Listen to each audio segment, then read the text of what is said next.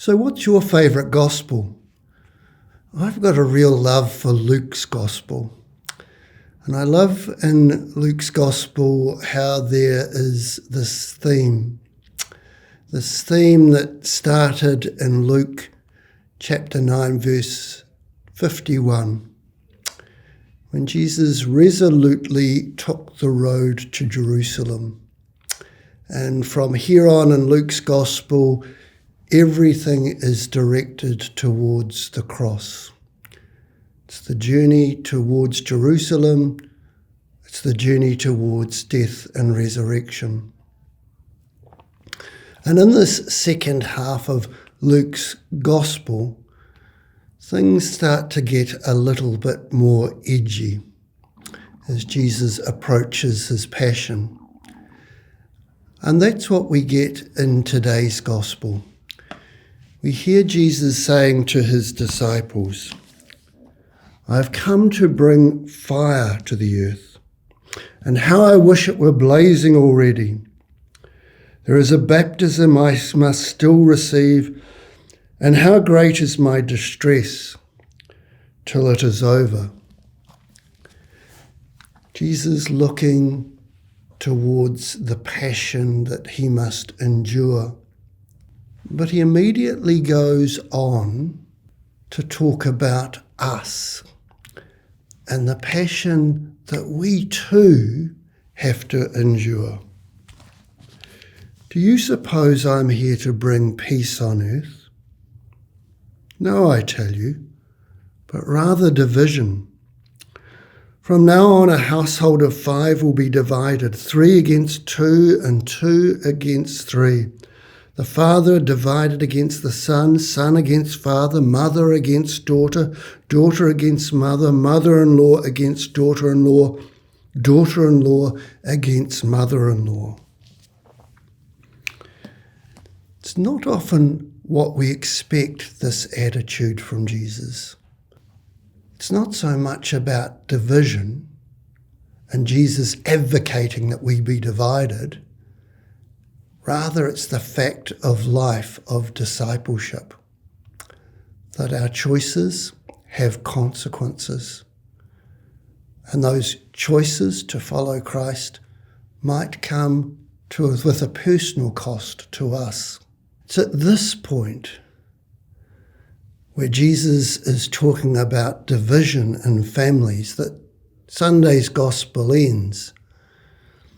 But Jesus has got a couple of more things to say to his disciples after the end of Sunday's gospel. He said to the crowds, "When you see a cloud looming up in the west, you say at once, 'Rain is coming,' and so it does. And when the wind is from the south, you say it will be hot, and it is. Hypocrites, how do you know to interpret the face of the earth and the sky? But how is it you do not know how to interpret these times?" It's a thing about how do we discern? How do we discern what is the way? What is the truth? What is the direction for us? And similarly, why not judge for yourselves what is right? We're really being asked to once again to discern. For example, when you go to the court with your opponent, try to settle with them on the way, or they may drag you before the judge, and the judge hand you over to the bailiff, and the bailiff have you thrown into prison. I tell you, you will not get out until you've paid the very last penny. And both those little scripture passages, we're called to look, to discern, and to choose a course of action. We often talk about this as see, judge, and act.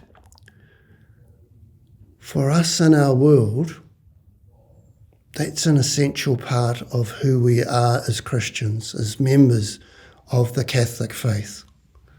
That we have to look at the things around us and in the light of Christ discern, is this the way for us to go? And then choose, making that conscious decision to follow Christ or not. For me, Jesus Christ is my truth. I want to follow his way. I want to live his life. And that comes at a cost at times. What about you? Do you consciously make these calls to follow or not? Right at the beginning, I talked about Jesus resolutely taking that road to Jerusalem,